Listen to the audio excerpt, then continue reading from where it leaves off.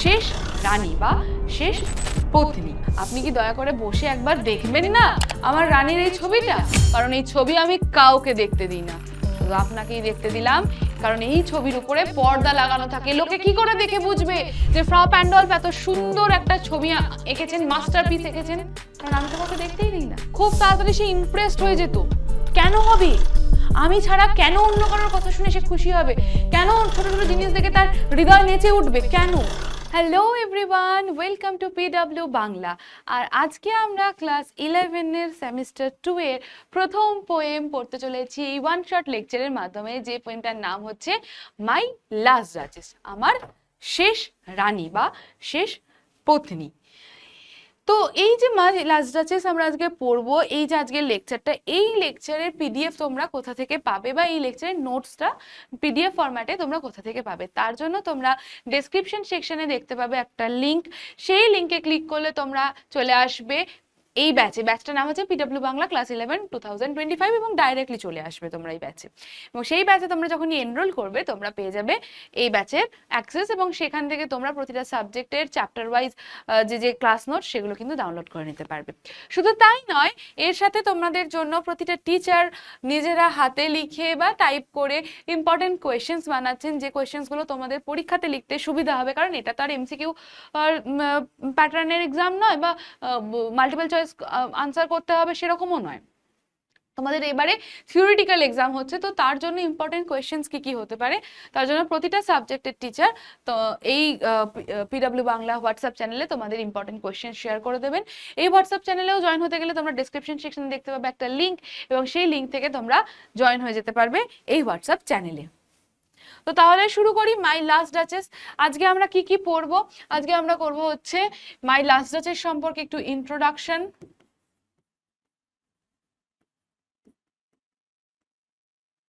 Explanation and analysis হবে,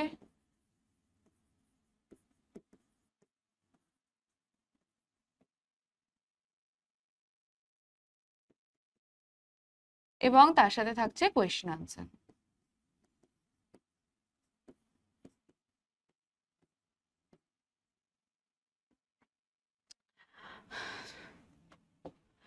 তো my last duchess লিখেছেন রবার্ট ব্রাউনিং। রবার্ট ব্রাউনিং ছিলেন ভিক্টোরিয়ান টাইম পিরিয়ডের একজন poet. Victorian poet, he was Victorian poet known for exploring psychology, power and moral complexity.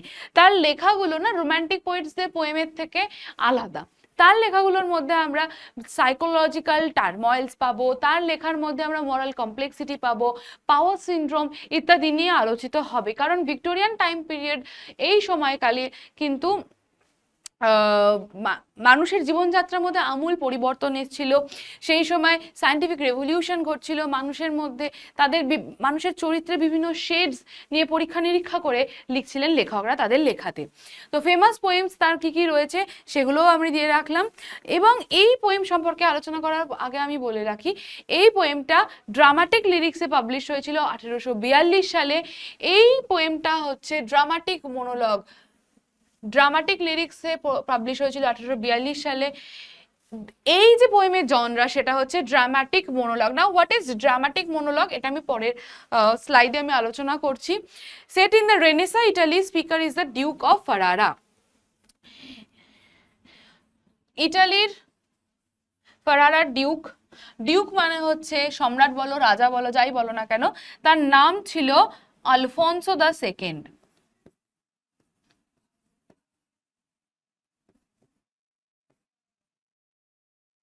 এই রাজার, তার ডিউক মানে রাজা আমি বললাম, ডাচেস মানে তাহলে তার রানী, পত্নী এবং বা স্ত্রী, তার সম্পর্কে এই পোয়েমটা। এবং এই পোয়েমটা কোন জনরার মধ্যে পড়ছে? ড্রামাটিক মোনোলগের মধ্যে পড়ছে। এবং এই পোয়েমের মধ্যে আমরা ড্রামাটিক আয়রনি পাবো, যেটা হচ্ছে এই পোয়েমের main figure of speech. Dramatic monologue বলতে কি বোঝানো হয়? ড্রামাটিক মোনোলগ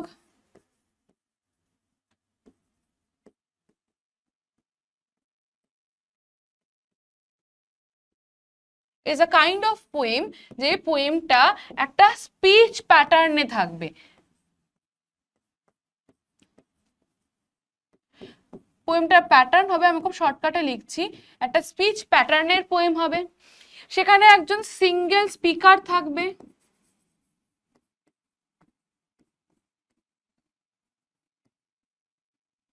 এবং লিসেনার্স যারা হবে তারা হবে হচ্ছে passive listeners. Actively speaks, actively সে বলবে, এই স্পিচটা সেই সিঙ্গেল স্পিকারেরই হবে। এবং এখানে থাকবে প্যাসিভ লিসেনার্স, অর্থাৎ যে শুনবে তারও উপস্থিতি থাকবে কিন্তু তার কোনো বক্তব্য থাকবে না। Passive listener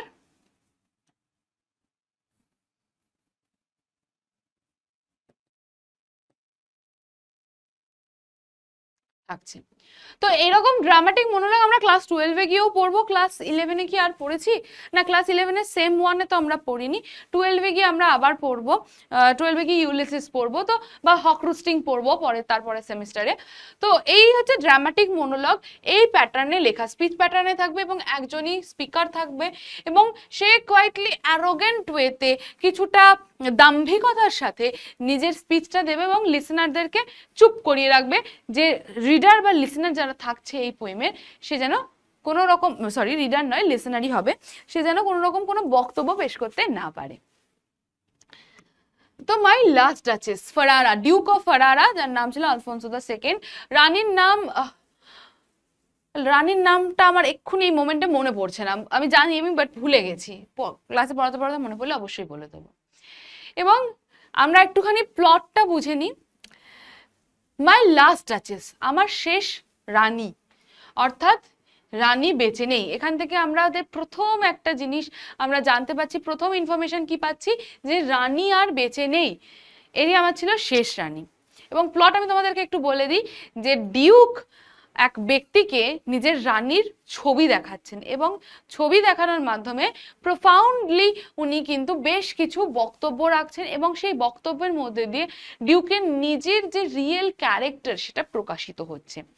that's my last duchess painted on the wall, এই দেখো এই হচ্ছে আমার শেষ রানী, যার কিনা ছবি পেন্টেড, ছবি দেওয়ালে আঁকা রয়েছে।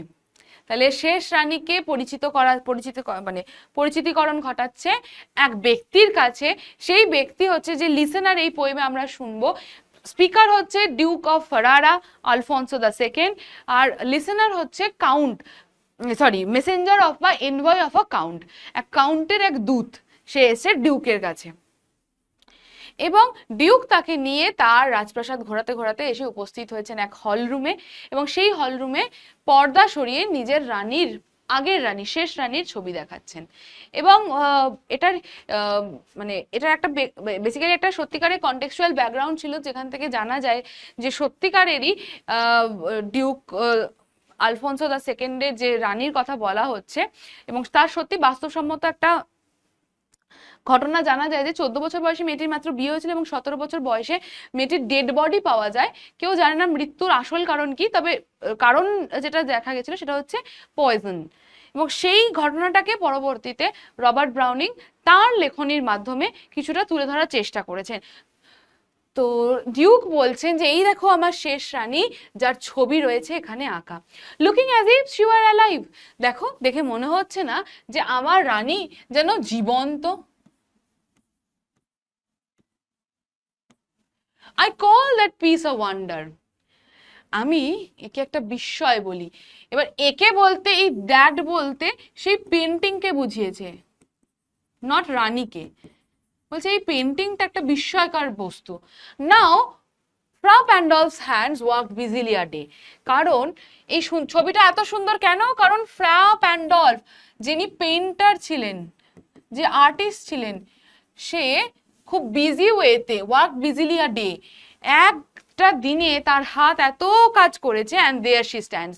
আর দেখো সারাদিন ধরে ফ্রা প্যান্ডলফ যিনি আর্টিস্ট ছিলেন তিনি ছবি ড্র করেছেন এবং এই দেখো এখানে রানী এখন দাঁড়িয়ে।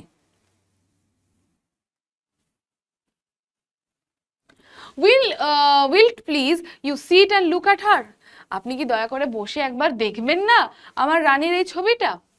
I said Fra Pandolf, আমি বলছি Fra Pandolf by design for never read the strangers like you that picture countenance, এবং জানাচ্ছে খুব খুব ইম্পর্টেন্ট জায়গা, খুব ভালো করে বুঝতে হবে। তো ফ্রা প্যান্ডলফের হাত সারাদিন ধরে কাজ করার ফলে আজকে আমার রানী এখন এখানে দাঁড়িয়ে। জীবিত থাকার কথা তো, মাত্র 17 বছর বয়সে কি করে মারা গেল, কি কারণ কেউ জানে না।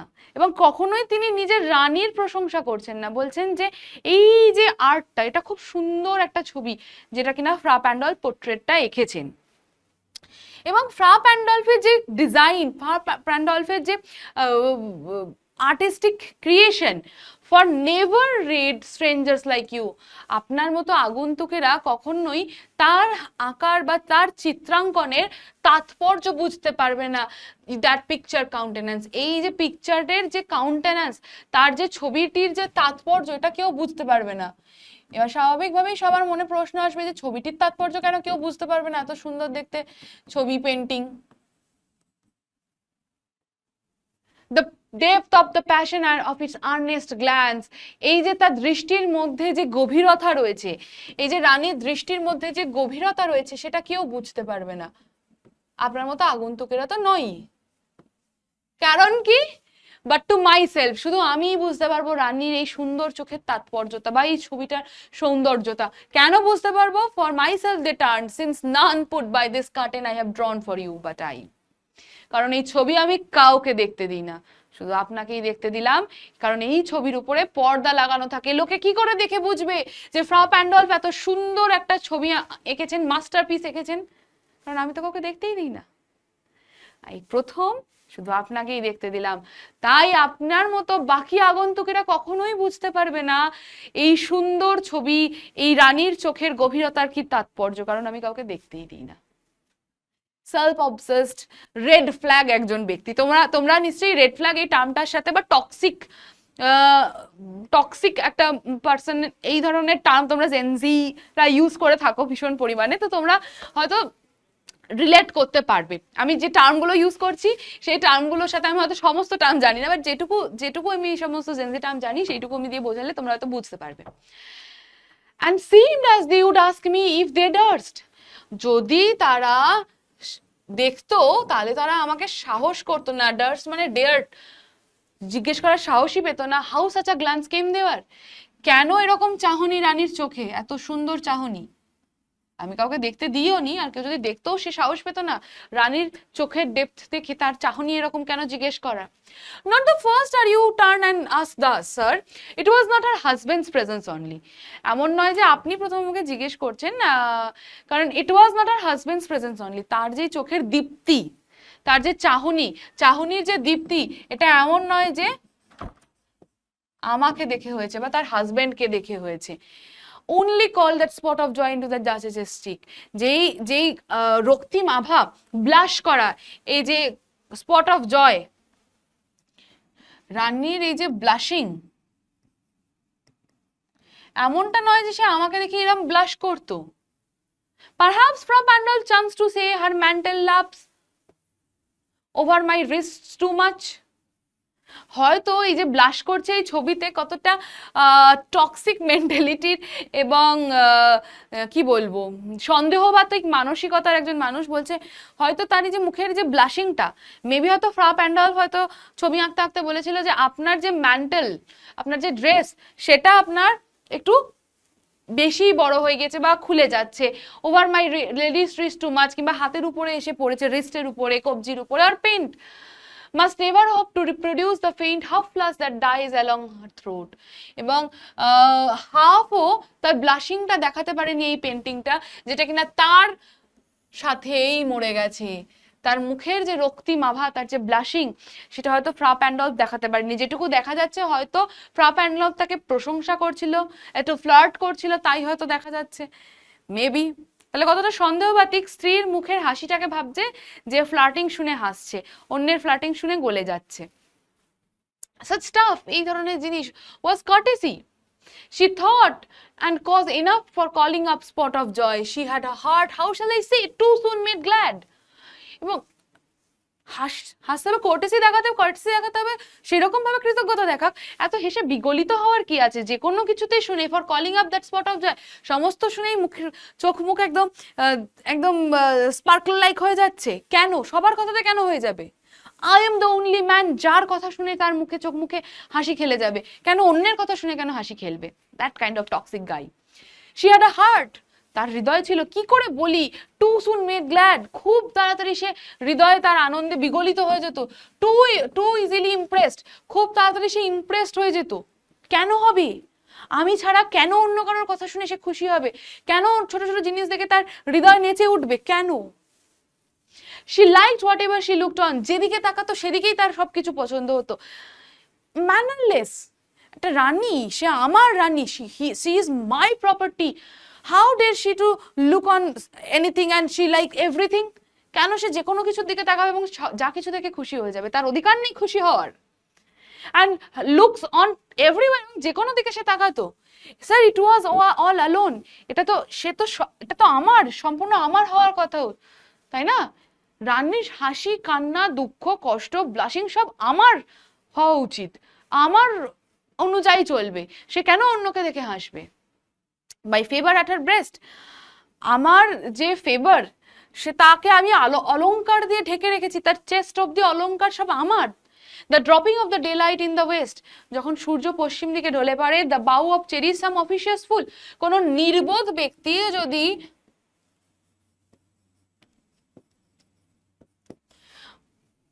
চেরি গাছের ডাল ভেঙে এনেও দিত, broke in the orchard for her, বাগান থেকে যদি তার জন্য একটা চেরি গাছের ডালও ভেঙে দিত, তাহলেও সে খুশি হয়ে যেত। কি করে হয়? আমি তাকে যে আনন্দ দিয়েছি, আমি তাকে যে আমার উপহার দিয়েছি, সেই উপহারের তার কাছে কিছু না। সে খুশি হচ্ছে অবশ্যই, কিন্তু সে একটা গাছের ডাল কেউ যদি ভেঙে এনে দেয় সেটা দেখেও খুশি হচ্ছে। এত বড় সাহস তার। she rode with a white mule, white mule মানে হচ্ছে সাদা রঙের ঘোড়া আর গাধার সংমিশ্রণে খচ্চর জন্মায়, তোমরা জানো সেই অ্যানিমেলটা। সেটাতে করেছে সে যখন চড়ে বেড়াতো, দ্য টেরেস অ্যান্ড অল, সে যখন চারপাশে চাতালে চড়ে বেড়াতো সেই ঘোড়ায় করে, and each would draw from her like the approving speech, এবং সবার দিকে তাকিয়ে সে সমানভাবে অ্যাপ্রুভিং স্পিচ দিত, সবাই দিকে তাকিয়ে খুশি মনে কথা বলতো। আর ব্লাশ, কিংবা তার মুখে ব্লাশিং দেখা দিত অ্যাটলিস্ট। কেন সবাইকে দেখে সেম ভাবে কথা বলবে? কেন সবাইকে দেখে সেম ভাবে ব্লাশিং আসবে তার গালে? she thanked men, God, সে সবাইকে থ্যাঙ্ক জানাতো। but then somehow I know not how, as if she ranked my gift of a 9 years old name, আমার 900 বছরের বংশ পদবী বা বংশ মর্যাদা তাকে গিফট করেছি আমি। তার কি হতো? আমি যদি না থাকতাম, সে যদি আমার স্ত্রী না হতো, তাহলে সে কি পেত? সে সমস্ত কিছু পেয়েছে, আমার বংশ পদবী আমি তাকে দিয়েছি। এর থেকে বড় গিফট আর তার জীবনে কি হতে পারে? তবুও সে লোকের সামান্য গিফট দেখেও সে খুশি হয়ে যেত। উইথ এনিবডিজ গিফট, সে আমার বংশ পদবীর সাথে আমি আমার পরিবারে তাকে মানে একত্রিত করেছি, আমার বউ বানিয়েছি। এর থেকেও তার থেকে বেশি কিছু চাই? অন্যের গিফট দেখে সে খুশি হয়ে যায়। who stooped to blame this sort of trifling, কে এত নিচে নামবে? কে এই ধরনের তুচ্ছতাকে গ্রাহ্য করবে? আমি তো মানি না। even had you skill in speech, which I have not, to make your will quite clear such at one, and say just this or that in your disgust me, here you miss or the exceed the mark, and if she let herself to be listened so, not plainly said her wits yours forsooth and made excuse, বলছে কোন রকম এই যে in speech, যদিও আমি সেই স্পিচটা দিইনি, to make you will quite clear, সবটা ক্লিয়ারলি তোমাকে জানাচ্ছি, such an one and say just this or that in your disgust me, এটা বা ওটা নয়, here you miss or that exceed the mark, এবং এখানেই সেই লিমিট এক্সিড করে যায়, লিমিট ক্রস করে যায়, as if she use herself lessons, এবং তার নিজেকে শিক্ষা দেওয়া উচিত ছিল, not plainly set her wits to yours forsooth and made excuse, even there would be some stooping and I choose never to stoop, এবং আমি কখনো নিজেকে মাথা ঝোঁকাইনি। আমি কেন মাথা ঝোঁকাবো? আমি তার স্বামী, তার নিজের বোঝা উচিত ছিল, সে কেন বোঝেনি? or she smiled no doubt whenever I passed her, হ্যাঁ অবশ্যই যখন আমি তার সামনে দিয়ে পাস করতাম সে আমাকে দেখে হাসতো। But who passed without much the same smile, এবং যে কেউ যদি ওখান দিয়ে হেঁটে যেত তাকে দেখেও সে সেম স্মাইল করতো, আমাকে দেখেও যে সেম স্মাইল দিচ্ছে অন্যকে দেখেও সে স্মাইল দিবে। হাউ ডে শি, কতটা তার সাহস যে আমার সাথে আমাকে যেভাবে ট্রিট করছে অন্যকেও সেভাবে ট্রিট করবে। দিস গ্রিউ আই গেভ কমান্ডস, এবং এটা বাড়তেই থাকলো। আমি তখন আদেশ দিলাম যে এটা তো আর নেওয়া যাচ্ছে না। Then all smiles stop together. It's a ironical line. এই ironical কেন? কারণ এই যে smile stops together মানে হাসি থেমে গেল, মানে she was put to death, তাকে এক্সিকিউট করা হলো। There she stands as if alive. আর দেখো এখন এখানে এই ছবিতে সে রয়েছে যেন মনে হচ্ছে সে জীবন্ত। Will you please you rise? তাহলে উঠবেন তো নাকি? তো এই যে পুরো কথাটা বলছে, এই যে পুরো কথাটা বলছে এখানে এই যে সিঙ্গেল স্পিকার সেটা হচ্ছে ডিউক অফ ফারারা,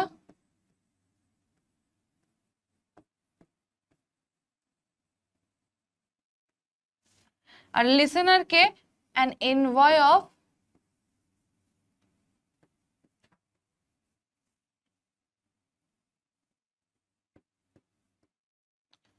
কাউন্ট। অর্থাৎ এই রানী মরে যাওয়ার পর ডিউক আবার বিয়ে করতে চাইছেন এবং কাউন্টের মেসেঞ্জার এসেছেন এই বার্তা নিয়ে যে কাউন্ট তার মেয়ের সাথে এই ডিউকের বিয়ে দিতে চায়, এবং তাকে উনি নিজের সম্পর্কে বোস্টফুলি দেখাতে গিয়ে নিজের রিয়েল ক্যারেক্টারটা দেখিয়ে ফেলেন। তোরা বুঝতেই পারছিস যে রিয়েল ক্যারেক্টারটা কিরকম। এখানে এই যে পোয়েমটা পাচ্ছি না, এই পোয়েমের টোনটা ভীষণ arrogant and dominating tone.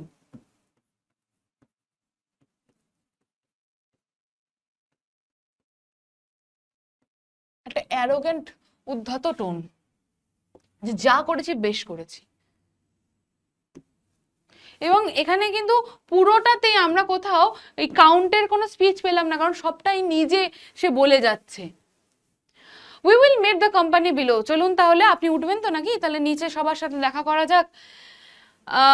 Then I repeat, আমি আবারও বলছি, দ্য কাউন্ট ইয়োর মাস্টার, আপনার যে মালিক কাউন্ট, নোন ফর মিউনিফিসেন্স, তিনি তার দানশীলতার জন্য বিখ্যাত। আরো কি পাচ্ছি দেখ, আরো কি ইম্পর্টেন্ট জায়গা পাচ্ছি দেখ। As ample warrant that no just pretence of mine dowry will be disallowed.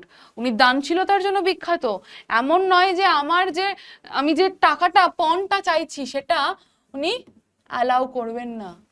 উনি তো ভীষণ বিখ্যাত, দানশীলতার জন্য বিখ্যাত, উনি সবাইকে দান করে বেড়ান। তাহলে আমি যদি কোনো ডাউরি চাই তাহলে উনি সেটা প্রত্যাখ্যান করবেন না। Though his fair daughter self I avowed, আমি তার ডটারকে অ্যাভোড মানে স্বীকার করছি, স্বীকৃতি দিচ্ছি, আমি আমার বউ বানাচ্ছি। তাহলে আমি যদি আমার বউ বানাতে পারি তার মেয়েকে, তাহলে তার তো আমাকে উচিত ডাউরি দেওয়া। Are starting is my object, আমার অবজেক্ট কিন্তু খুব এম কিন্তু সোজা। নে we will go together down sir. Notice, এবং যাওয়ার পথে আরেকটা জিনিস দেখান, কি দেখাচ্ছেন? নোটিস নেপচুন, নেপচুনের স্ট্যাচু দেখাচ্ছে। নেপচুন ইজ আ সিম্বল, এই পোয়েমে আমরা সিম্বল পাচ্ছি, সিম্বল অফ ডমিনেন্স। কিরকম দেখ, নেপচুন হচ্ছে সমুদ্রের দেবতা, ডমিন্যান্স। নেপচুন হচ্ছে গড অফ সি, সমুদ্রের দেবতা। রোমান মতে, রোমান গড যে কিনা সমুদ্রের দেবতা, is a symbol of dominance দো টেমিং আ সি হর্স। একটা সি হর্সকে তিনি পুষছেন বা পালন করছেন।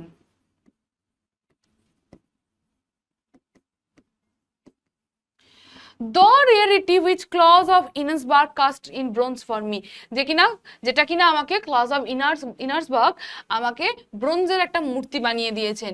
সো এই যে সিম্বল অফ ডমিনেন্স, নেপচুনের এই যে মূর্তিটা বা নেপচুন সি হর্সের উপরে বসে রয়েছে এবং তাকে পালন পোষণ করেন, অর্থাৎ পুষছেন, ঠিক সেরম ভাবে এটা দেখিয়ে ইনডাইরেক্টলি বলতে চাইলো, এটাকে ড্রামাটিক আয়রনি বলছে। এই লাইনে আমরা ড্রামাটিক আয়রনি পাবো, এই লাস্ট তিনটে লাইনে।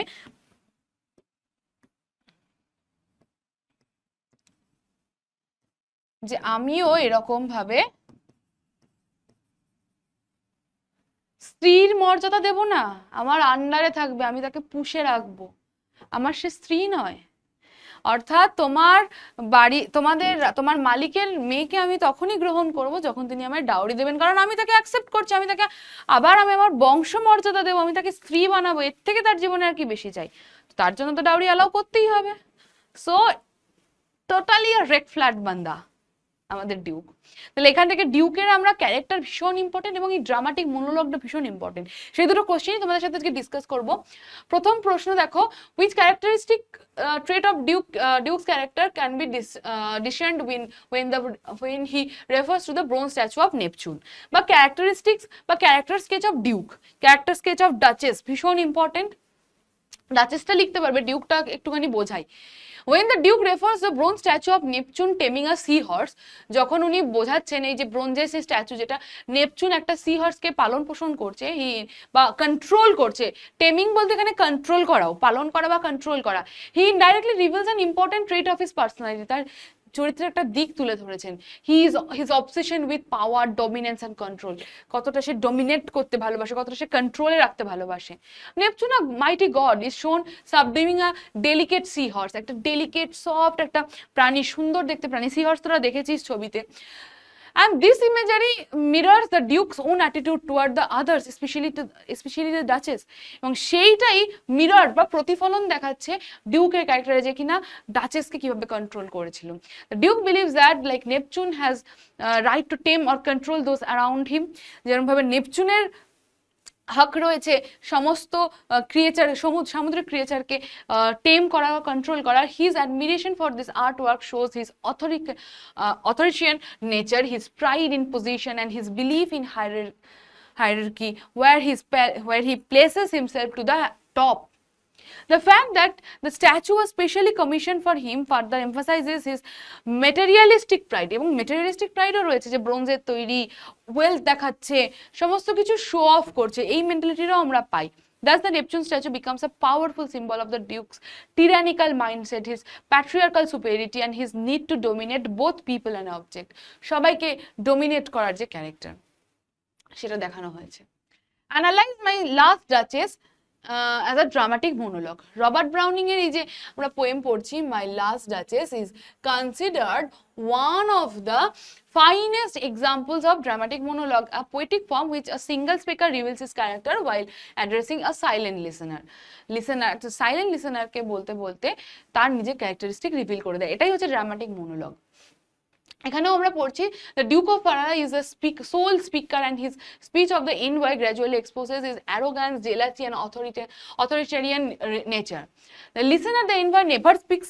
Listener তো একবারও কোনো কথাই বক্তব্যই রাখছে না, but his silence presence allowed Duke's personality to unfold naturally, creating a dramatic situation. The poem fulfills the key features of dramatic monologues. First, there is a specific setting and occasion. The Duke is showing the portrait of his Duchess to a representative of the family of the future bride. Future bride এর family পার্সনকে দেখাচ্ছে। Second, as he speaks, the Duke unintentionally reveals his moral flaws, যে নৈতিক কি বলবো অবক্ষয় বা পতন, সে সমস্ত দিক তুলে ধরছে, নিজের অজান্তেই নিজের ক্যারেক্টারিস্টিক্সকে দেখিয়ে ফেলছে। His criticism of the Duchess for being too soon made glad and his chilling remark that gave comment so that her smile stopped allows reader to infer his cruelty, that the cruelty দিকটা মৃত্যুদণ্ড দিয়ে দিল দেখাচ্ছে। This psychological self-revelation is central to the form of another hallmark of dramatic monologue, its dramatic irony, এবং এটাই হচ্ছে dramatic irony. The Duke believes he is presenting himself as dignified and justified, but the readers see the opposite. এই যে এখানেও এই যে dramatic আয়রনিটা পেলাম, এই জায়গাতে একটা ড্রামাটিক আয়রনি পেলাম, আর এই জায়গাতে ড্রামাটিক আয়রনি পেলাম।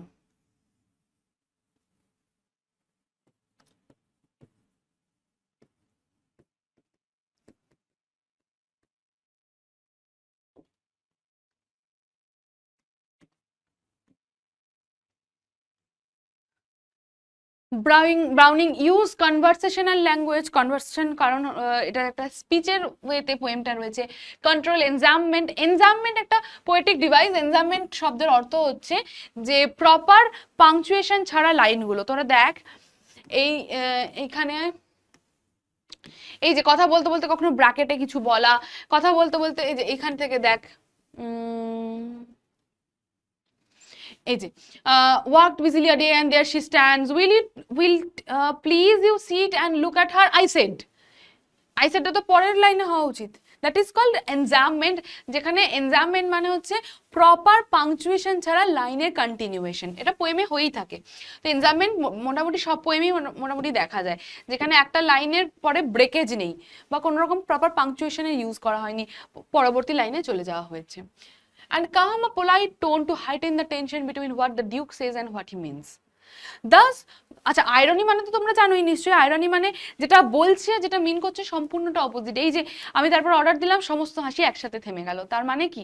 তার মানে মৃত্যুদণ্ড দিয়ে দিয়েছে, মেরে ফেলেছে। Thus, through a single voice, an implied listener and the speaker's unintended self-disclosure, Browning creates a powerful psychological rich poem that stands as a perfect and classic example of dramatic monologue. That's why এটা justified. এছাড়াও ডাচেসের character এবং title justification এই পোয়েমের জন্য important. আর তাছাড়া part by part question তোমরা পাবেই। তোমাদের জন্য ইম্পর্টেন্ট কোয়েশ্চেন্সও আমি শেয়ার করে দেবো হোয়াটসঅ্যাপ চ্যানেলে, এবং সেখান থেকে তোমরা ইম্পর্টেন্ট কোয়েশ্চেন্সগুলো নিজেরা লিখে নেবে। তো আজকের জন্য এই অবধি, তোমাদের সাথে আবার দেখা হচ্ছে পরের চ্যাপ্টার নিয়ে। Till then tata, bye by.